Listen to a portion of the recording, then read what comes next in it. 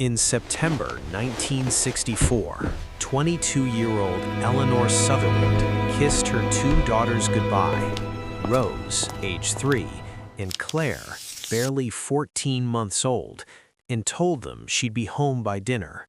She walked to the bus station in Duluth, Minnesota, carrying a single canvas bag. For 61 years, her husband insisted she'd been taken. But in January 2025, retired detective Victor Lambert found her alive in Tucson, Arizona, healthy, 83 years old, running a small bookstore under a different name. When he asked if she wanted to contact her daughters, now 62 and 60, Eleanor said 6 words that would haunt him for the rest of his life. "No, I built a life. Let me keep it." September 1964, Duluth, Minnesota.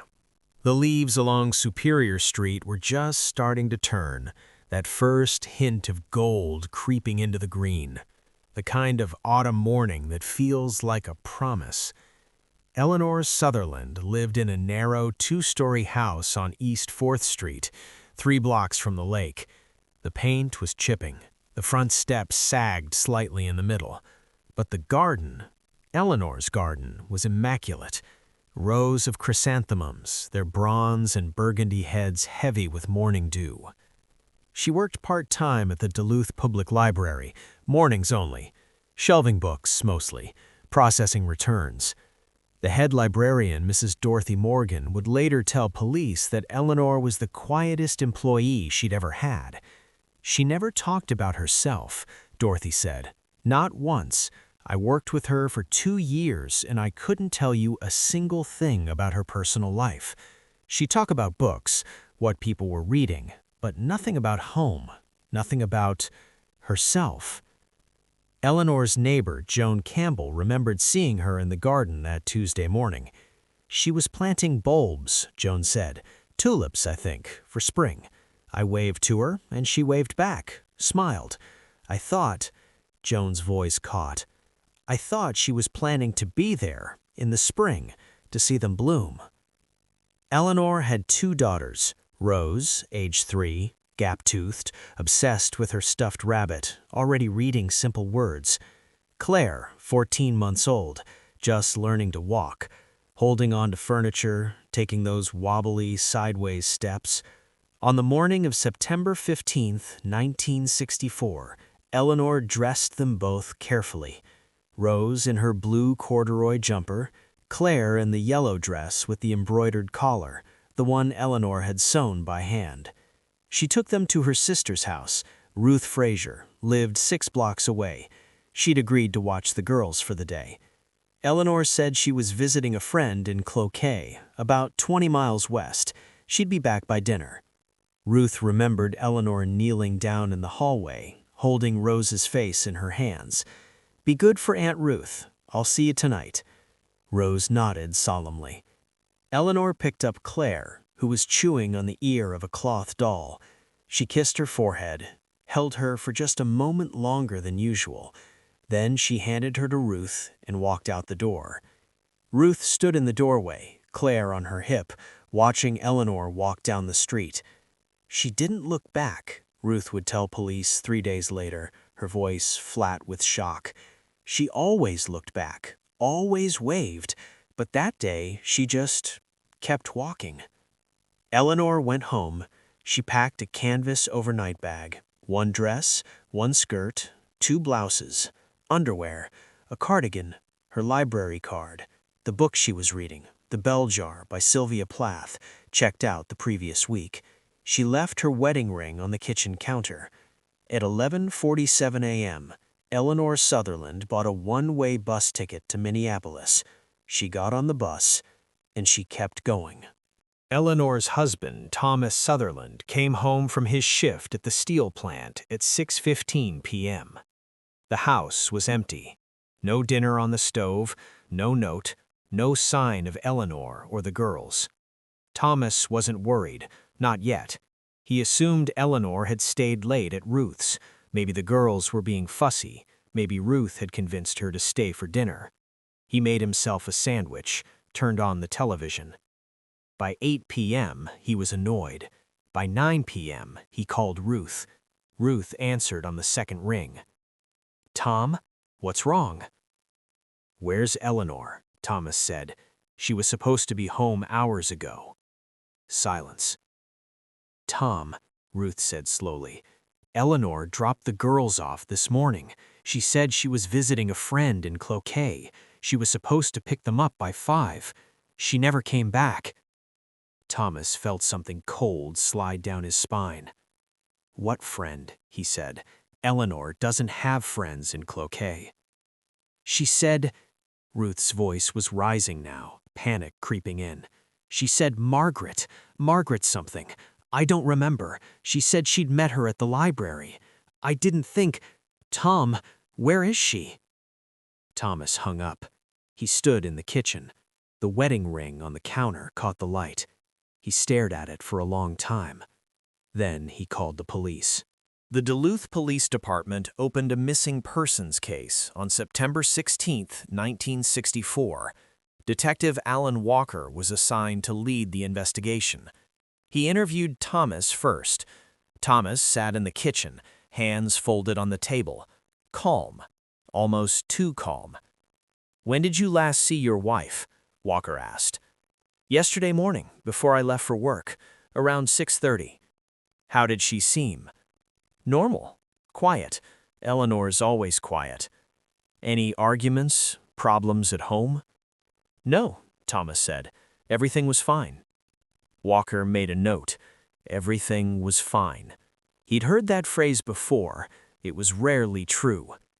"Does your wife have any reason to leave? Any difficulties?" Thomas looked up sharply. "Eleanor wouldn't leave," he said. "Not on her own. Someone took her. You need to be out there looking for her, not sitting here asking me questions." Walker interviewed Ruth next. Ruth was still watching Rose and Claire. The girls were in the next room, playing quietly. Too quietly. "Did Eleanor seem upset when she dropped off the girls?" Walker asked. "No, she was the same as always, reserved. She said she'd be back by 5. She promised." "Did she say where she was going, specifically?"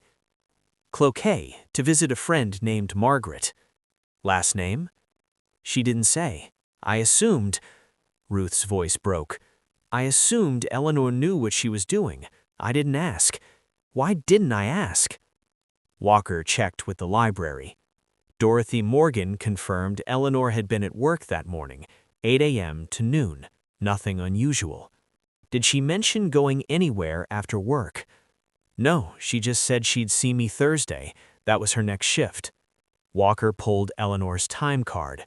Tuesday, September 15th. Clocked in at 8:02 a.m. Clocked out at 12:01 p.m. The last confirmed sighting. The bus station manager, Gordon Murray, remembered her. "Woman with a canvas bag," he said. "Bought a ticket to Minneapolis, 11:47 a.m. She seemed, I don't know, calm, not upset or anything, just calm." "Did she say anything?"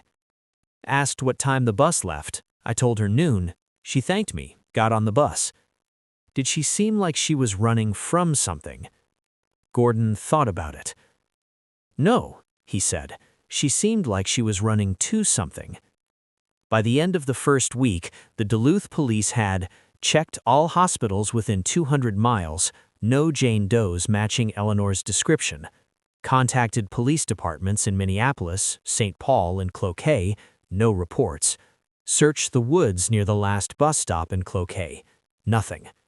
Interviewed every Margaret in the Cloquet phone book, none knew Eleanor. Detective Walker sat across from Thomas again. "Mr. Sutherland," Walker said carefully, "the evidence suggests Eleanor left voluntarily, the bus ticket, the bag, no signs of struggle." "My wife," Thomas said slowly, "would never leave her daughters. Someone made her get on that bus. Someone threatened her. You're not looking hard enough." "We're doing everything—" "You're not," Thomas said. His voice didn't rise.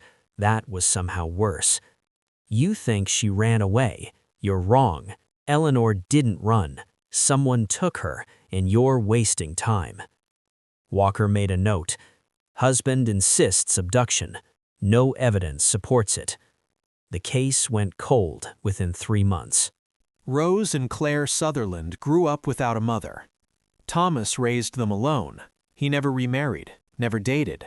The wedding ring Eleanor left on the counter, he put it on a chain around his neck, wore it every day until he died in 1998. He told the girls their mother had been taken from them. "Someone bad took Mama," he'd say, "but she loved you very much. She would have come back if she could." Rose, the older daughter, believed him completely. She kept Eleanor's library card in a shoebox under her bed, the one Eleanor had in her bag when she left, except Eleanor left everything else behind, just took the books. When Rose turned 16, she went to the library and asked Dorothy Morgan about her mother. What was she like, really like?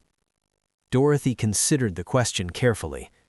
"She loved books," she finally said. "She'd run her hand along the spines when she shelved them, like she was saying hello. And she was always reading. Even during her break, she'd sit in the corner with a book." "What kind of books?" "Everything, but she especially loved the ones about people leaving, starting over, the awakening. Their eyes were watching God.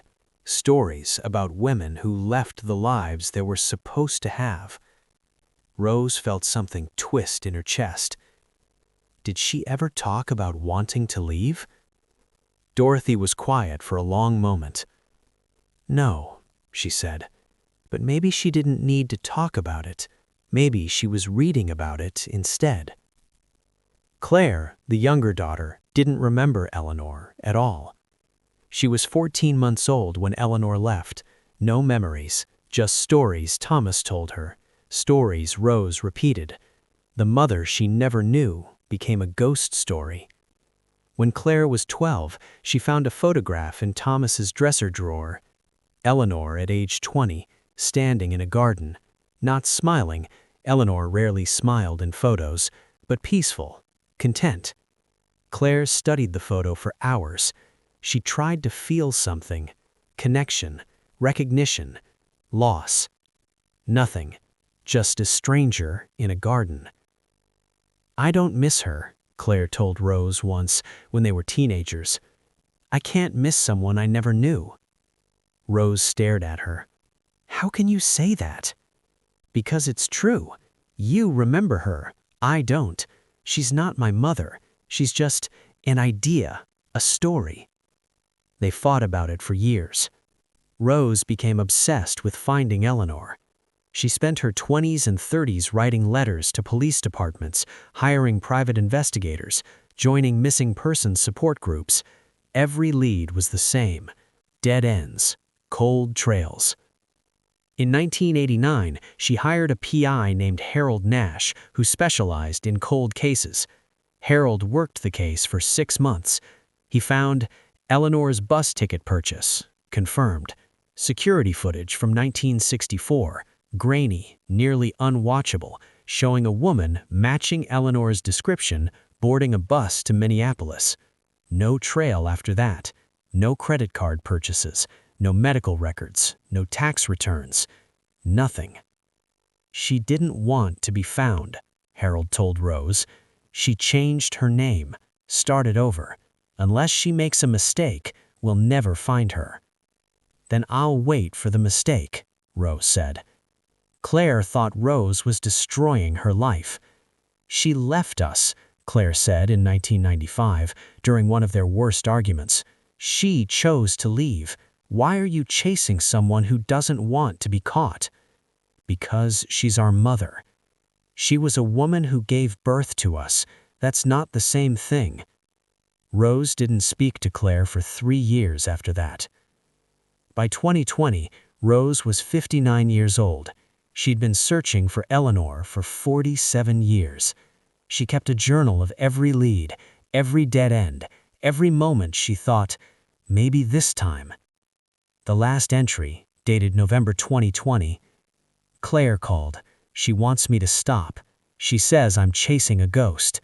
Maybe she's right, but I can't stop, because if I stop looking, it means I'm accepting that she chose to never come back. And I can't accept that. I can't. Detective Victor Lambert retired from the Minneapolis Police Department in December 2024. 38 years on the force, homicide, missing persons, cold case unit. He'd solved 127 cases, but there were 14 that haunted him. 14 files he couldn't close. On his last day, his captain, Brian Mills, asked him what he was going to do with his retirement. "Fish," Victor said. "Fix the deck, not answer the phone." Brian laughed. "You'll last 2 weeks." Brian was right. By January 2025, Victor was bored out of his mind. He started going through his old files, the unsolved ones, the cases that kept him up at night. One of them was Eleanor Sutherland. Her case had been transferred to Minneapolis PD in 1972 after repeated tips suggested she'd passed through the city. Victor had inherited it in 1995, worked it for 3 years, found nothing. But in 2025, technology had changed.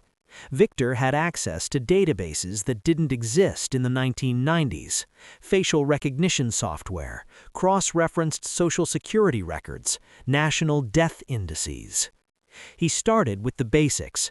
Eleanor Sutherland, born May 3, 1942, no death certificate, no obituary, no record of her dying anywhere in the United States.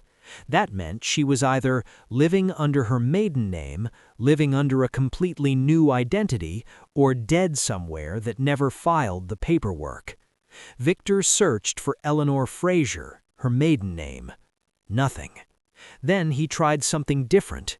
He pulled up Eleanor's photograph from 1964, ran it through a facial recognition program that scanned old high school yearbooks, public records, city directories. The software flagged a possible match. Eleanor Fraser, Tucson High School, Tucson, Arizona, graduated 1960. Victor frowned. Eleanor had graduated from high school in Duluth, Minnesota, not Tucson. Unless... He dug deeper. There were 2 Eleanor Frasers born within 3 months of each other in 1942, one in Minnesota, one in Arizona.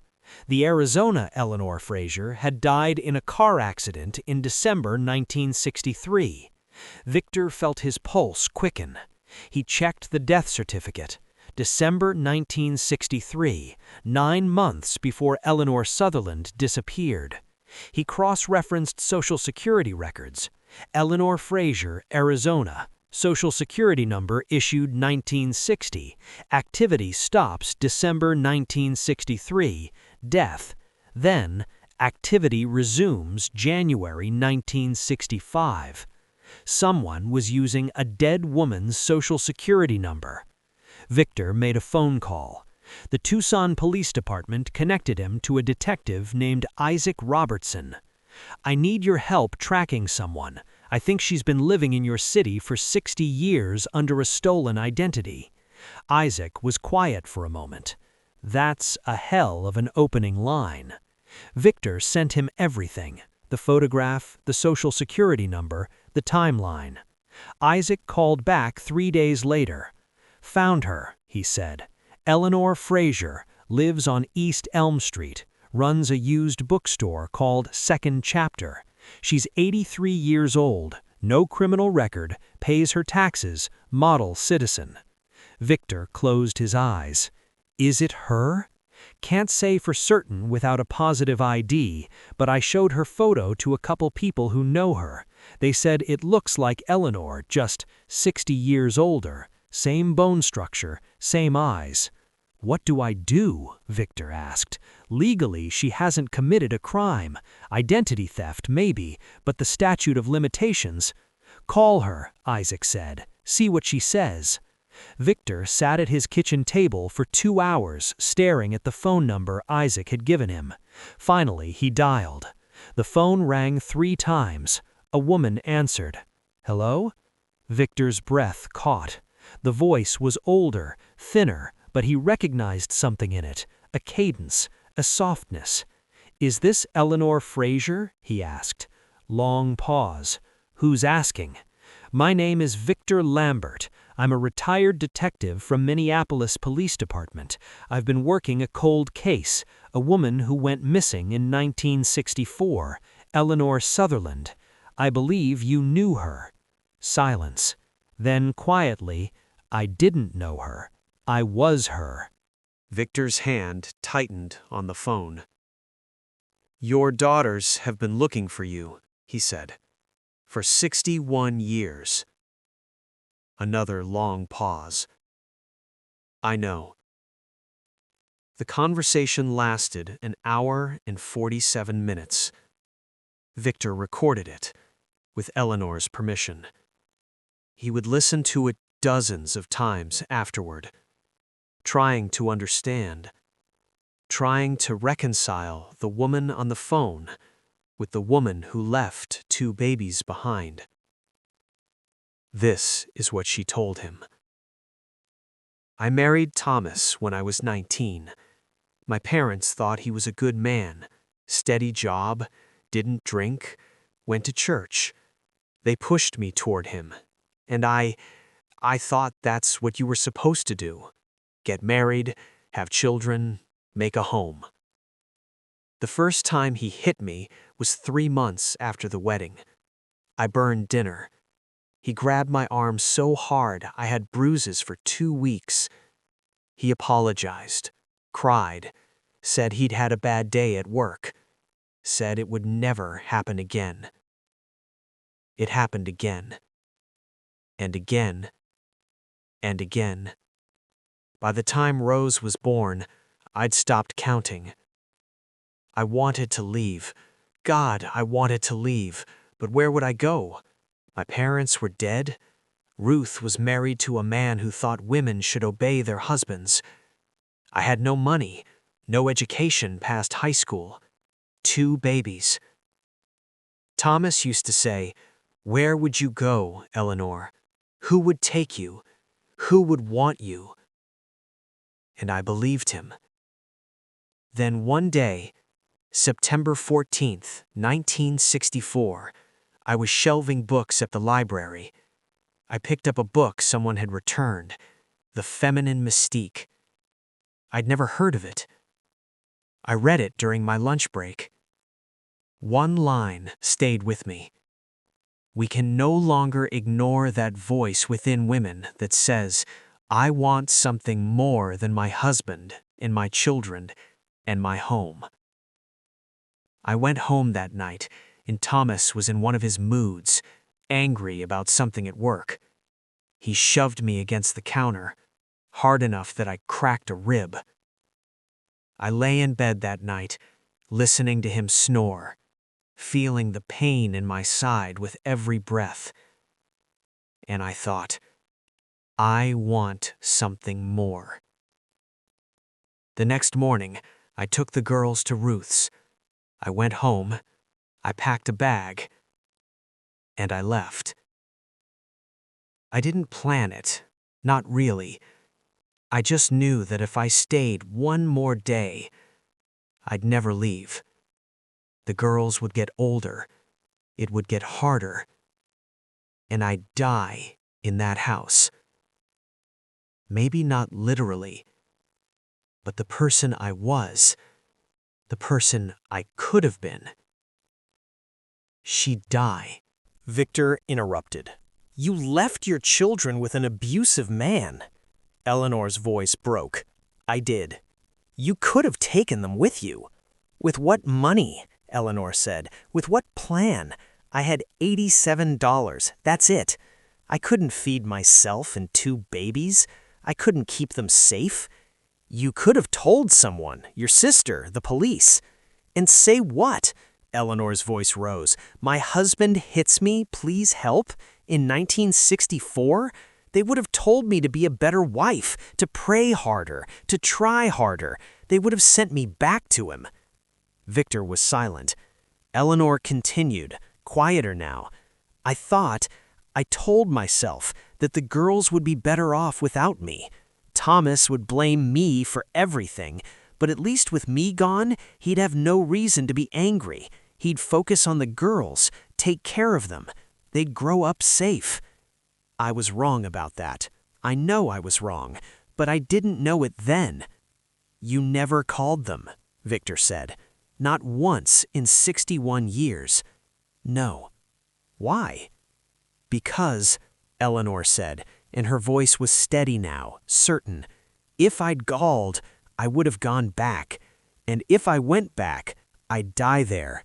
So I had to cut it off completely. I had to become someone else.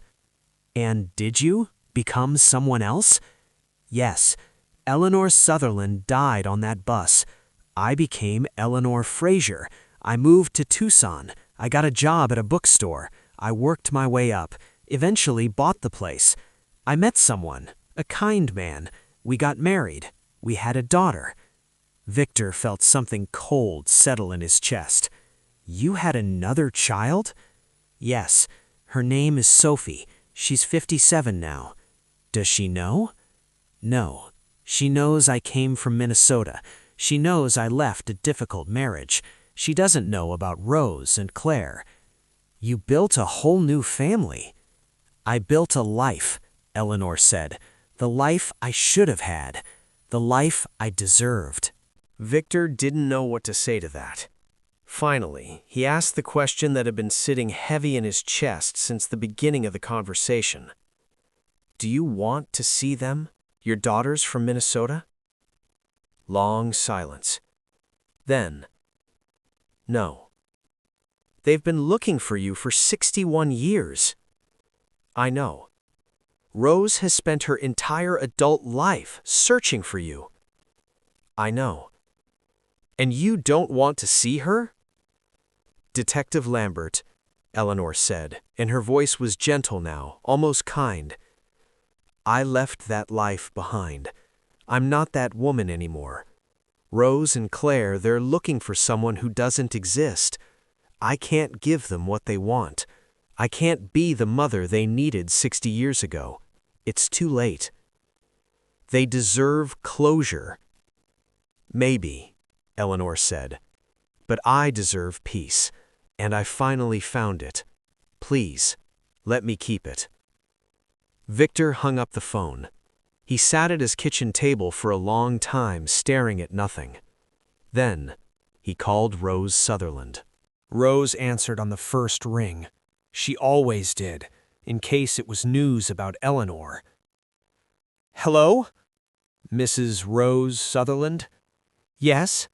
My name is Victor Lambert. I'm a retired detective from Minneapolis. I've been working your mother's case. Rose's breath caught.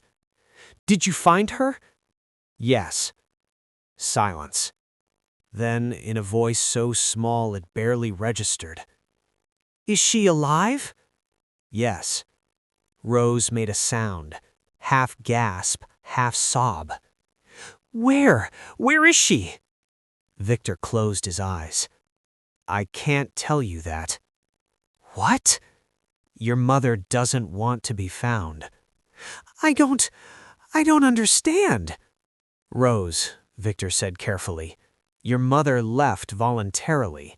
She's been living in Arizona under a different name for 61 years. She built a new life. She remarried. She has another daughter.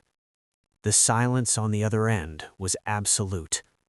Then, no. I spoke to her yesterday, at length. She explained. No, Rose said again, louder now.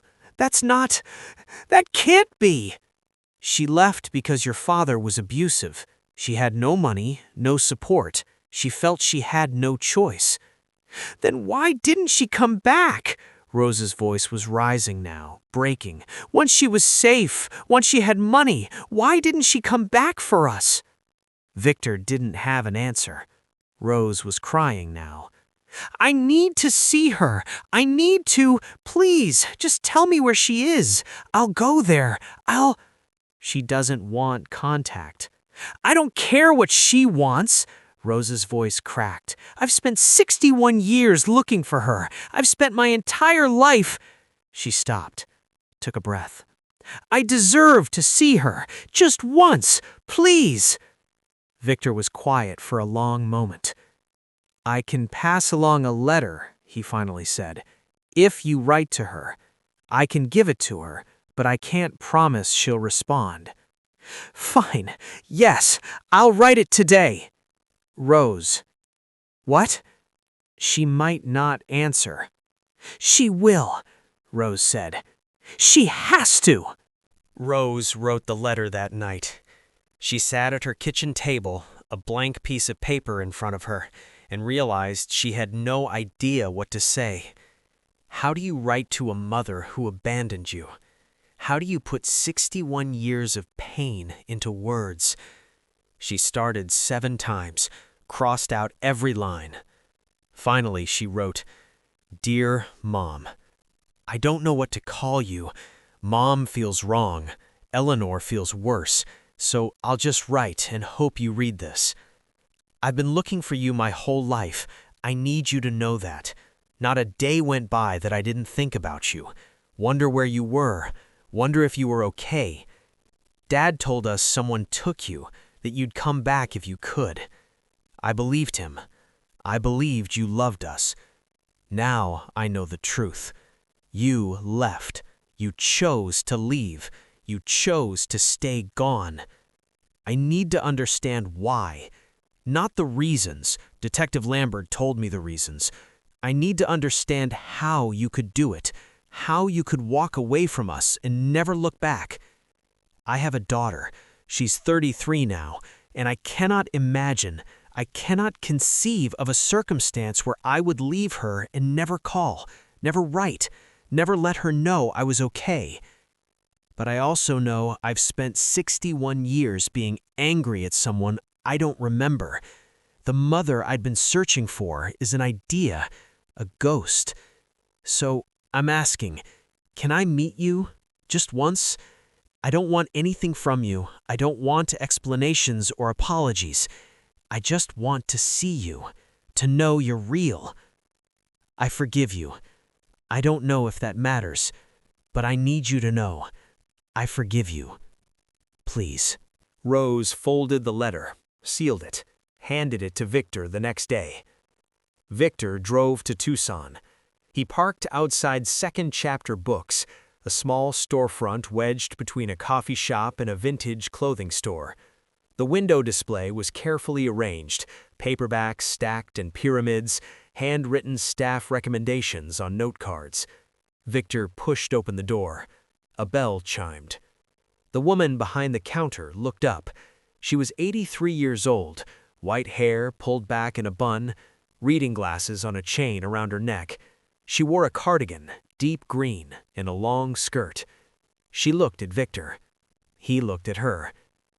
Detective Lambert, she said quietly. Eleanor. They stood there for a moment. Then Eleanor set down her book. You shouldn't have come. I have something for you. Victor held out the letter. From Rose. Eleanor stared at it. I told you I don't want contact. She spent 61 years looking for you. You can spend 5 minutes reading a letter. Eleanor's jaw tightened, but she took the letter. She opened it, read it. Her face didn't change. When she finished, she folded it carefully, set it on the counter. What do you want me to say? She asked. I want you to tell me why you don't want to see her. Because, Eleanor said, seeing her won't help. It'll make it worse. She'll look at me and see a stranger, and I'll look at her and see a daughter I don't know. We'll both realize the truth. We're not mother and daughter. We're strangers who share blood, that's all. She deserves to know you. She deserves to move on, which she can't do as long as she's chasing me. So you're just going to ignore her? I'm going to give her the only gift I can. I'm going to let her let go. Victor stared at her. That's not your choice to make. It's the only choice I have left." Victor didn't give up. Over the next month, he tried everything. He called Eleanor twice more. She didn't answer. He sent letters. They came back unopened. He contacted her daughter, Sophie, in Tucson, told her the truth. Sophie called him back 3 days later. "I don't believe you," she said. Her voice was shaking. "My mother wouldn't. She would have told me." "Ask her," Victor said. Sophie did. She called Victor a week later. "It's true," she said. She was crying. "She told me everything. She said she had to leave, that it was survival, and I understand that. I do. But she had other children. She had daughters, and she never told me. How am I supposed to—" Her voice broke. "How do I trust anything she ever told me?" Victor closed his eyes. "I'm sorry. She's refusing to see them, Rose and Claire. She said it would be too painful for everyone. What do you think?" Sophie was quiet for a long time. "I think," she finally said, "my mother is a coward." Victor called Rose with updates. "She read your letter," he said, "but she's not responding. I'll write another one. Rose, I'll write 100 if I have to." Rose wrote 9 more letters over the next 2 months. Eleanor didn't respond to any of them. Finally, in late March 2025, something arrived. A small envelope, no return address, Tucson postmark. Rose opened it with shaking hands. Inside, a photograph. Eleanor, age 25, standing in the Arizona desert, the sun behind her. She was wearing a simple dress, white with small flowers, and she was smiling.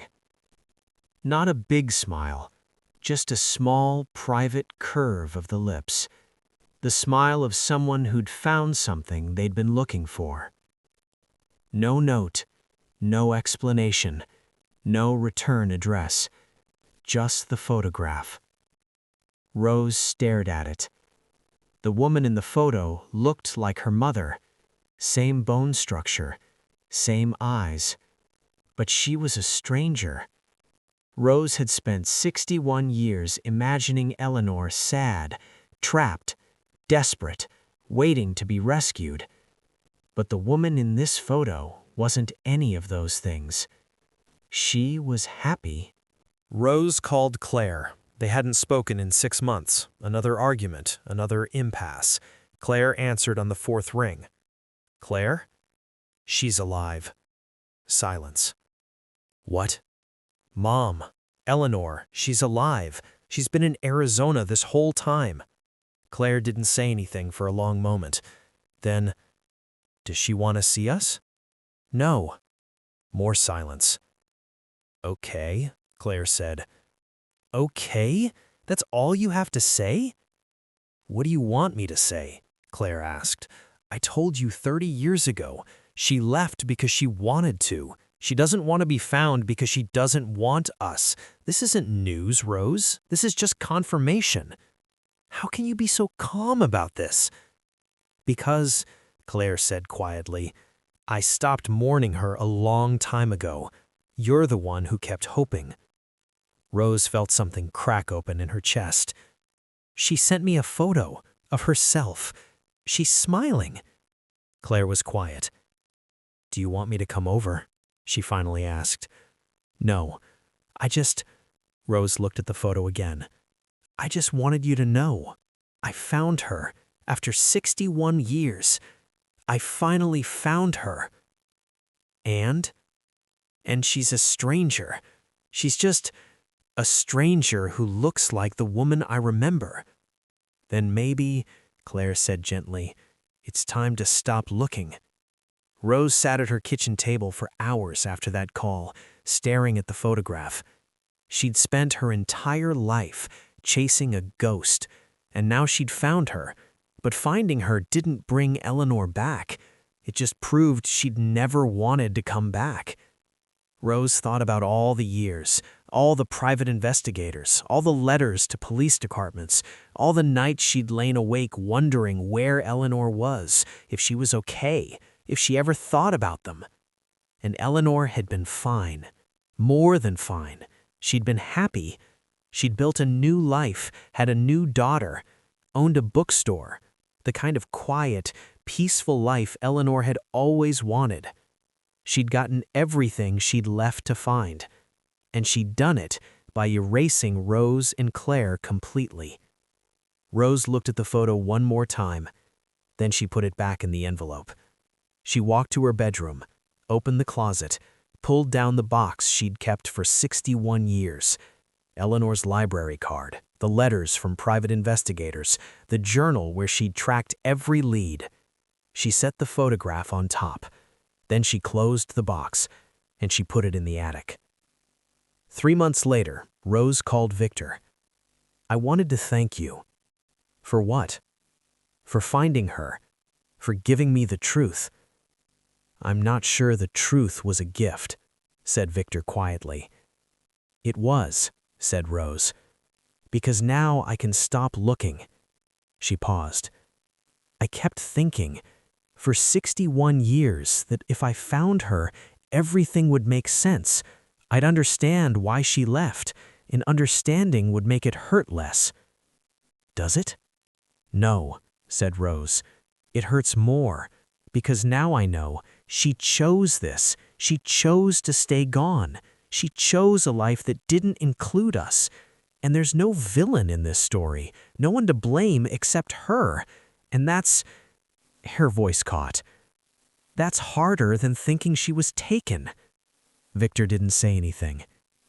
"But it's also freeing, because I don't have to hope anymore. I don't have to wonder. She's alive. She's fine. She doesn't want me. And I can finally let go." "Have you?" Rose was quiet for a moment. "I'm trying," she said. Rose and Claire met for coffee in April 2025. It was the first time they'd seen each other in person in over a year. They sat across from each other in a small cafe. Neither spoke for the first few minutes. Finally, Claire said, "Did you go to see her?" "No." "Do you want to?" "Every day," said Rose. "But I won't." "Why not?" "Because she made her choice, and I have to respect it, even if I hate it." Claire reached across the table, took Rose's hand. "I'm sorry," Claire said. "For what?" "For not understanding, why you needed to look, why it mattered so much to you." "I'm sorry too," said Rose, "for making you feel like you were wrong for letting go." They sat like that for a long time. 2 sisters, 2 daughters, 2 women who'd grown up in the shadow of someone who chose to disappear. "Do you think about her?" Rose asked. "Our other sister." Claire frowned. "What other sister?" "Sophie, Eleanor's daughter in Arizona, the one she kept." Claire looked down at her coffee. "Sometimes," she said, "I wonder what she's like, if she looks like us, if Eleanor was a good mother to her." Detective Lambert said Sophie was angry when she found out about us. "Good, she should be." "Do you think we should reach out to her?" Claire thought about it. "No," she said finally. "She didn't ask to be part of this. Neither did we, but at least we had each other. She just had a lie." Rose nodded. They finished their coffee in silence. As they were leaving, Claire said, "Rose, I don't think I can call her Mom anymore. In my head, Eleanor Sutherland. It feels like that gives her too much power, like we're still waiting for her." "Then what do we call her?" Claire considered. "Eleanor," she said. "Just Eleanor, the woman who gave birth to us. That's all. Rose thought about it, then nodded. Okay. Just Eleanor. Victor called Eleanor one last time in May 2025. "I wanted you to know," he said, "Rose isn't looking for you anymore." Eleanor was quiet. "That's good," she finally said. "Is it?" "It's what she needs to move forward." "What about what you need?" Victor asked. "I have what I need. I always did." "Do you ever regret it?" Long silence. Then, "No." "Not even—" "Detective Lambert," Eleanor said, and her voice was soft but firm. "I spent 22 years being someone I wasn't, being the wife Thomas wanted, the mother everyone expected, and I was dying, not dramatically, just slowly, a little more every day. I left because staying would have killed me. And yes, I left my daughters behind. Yes, I built a new life. Yes, I had another child. And I don't regret any of it. Because I survived. And survival, real survival, sometimes requires impossible choices. Your daughters deserved better." "They did," Eleanor said, "but I couldn't give them better. I could only give them a life without me, and I did." Victor was quiet. "Do you ever think about them?" he finally asked. "Every day," Eleanor said. "But thinking isn't the same as going back, and I won't go back. Not ever." "What if they came here, to Tucson, to see you?" "Then I'd close the store and leave town until they were gone." "You'd run." "I'd survive," Eleanor corrected. "Same as I've always done." Victor hung up. He never spoke to Eleanor again. Eleanor Fraser died in October 2027. She was 85 years old. The obituary in the Tucson Daily Star read, "Eleanor Fraser, beloved owner of Second Chapter Books, passed away peacefully in her sleep on October 12th. She is survived by her daughter, Sophie Fraser, and 3 grandchildren. In lieu of flowers, the family requests donations to the Tucson Literacy Project." No mention of Rose. No mention of Claire. No mention of the life she'd left behind in Minnesota. Victor saw the obituary online. He thought about calling Rose, telling her, but he didn't. He figured Rose would find out eventually, or she wouldn't. Either way, it wasn't his place to tell her. Eleanor had made her choice, and she'd lived with it for 63 years. Now she was gone, and the only thing she'd left behind for her first daughters was a photograph of a stranger smiling in the desert. The question no one can answer: did Eleanor ever regret leaving? Victor didn't think so. Eleanor's voice, when she said no, there was no hesitation, no doubt. But Sophie thought differently. "In the last few years," Sophie told Victor in a phone call after Eleanor's death, "Mom would sometimes get quiet, distant. I'd ask what was wrong and she'd say, 'Nothing.' But I knew. I think she was thinking about them, Rose and Claire, the daughters she left." "Did she ever talk about them after I found her?" "Once. I asked her why she never reached out. She said, 'Because some doors, once you close them, can never be opened again, and it's cruel to knock.'" "Do you think that's true?" asked Victor.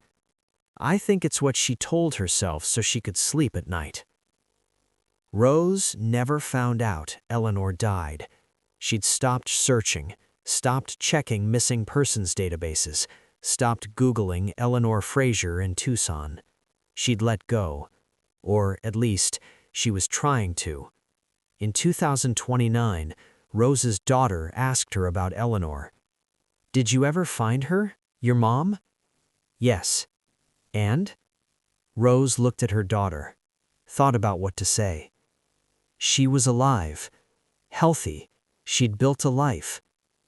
"Did you see her?" No. Why not? Rose was quiet for a long moment. Because, she finally said, the woman I found wasn't the woman I was looking for. Her daughter frowned. I don't understand. I know. I'm not sure I do either. Eleanor never thought about Rose anymore. Or, at least, that's what she told herself. But sometimes, late at night, when she couldn't sleep, she'd wonder, did Eleanor think about them before she died? Did she regret anything? Did she understand what she'd taken from them? Claire would never know. And maybe that was the worst part. Not the abandonment, not the years of searching, but the fact that Eleanor got to die with her secrets intact, and Rose and Claire were left with nothing but questions. Right now, there are children growing up in homes where survival means silence, where a mother's choice isn't between staying and leaving, it's between dying slowly and dying fast, where the only escape is to disappear completely. And 60 years later, someone will still be looking for them. This isn't just Eleanor's story. It's the story of every woman who was told she had no options, who was told she was trapped, who was told that leaving was impossible. Some of them made it out. Some of them didn't. And the daughters they left behind, the sons they left behind, they're still searching, still trying to understand, still trying to forgive. If this story mattered to you, if it made you think about impossible choices and unforgivable decisions, share it, because someone you know is living in that impossible moment right now, and they need to know they're not alone. They need to know there are people who will help them leave without disappearing. They need to know that survival doesn't have to mean erasure. Share this story. Not because Eleanor was right or wrong, but because her daughters deserved better. And so do the children growing up in silence right now.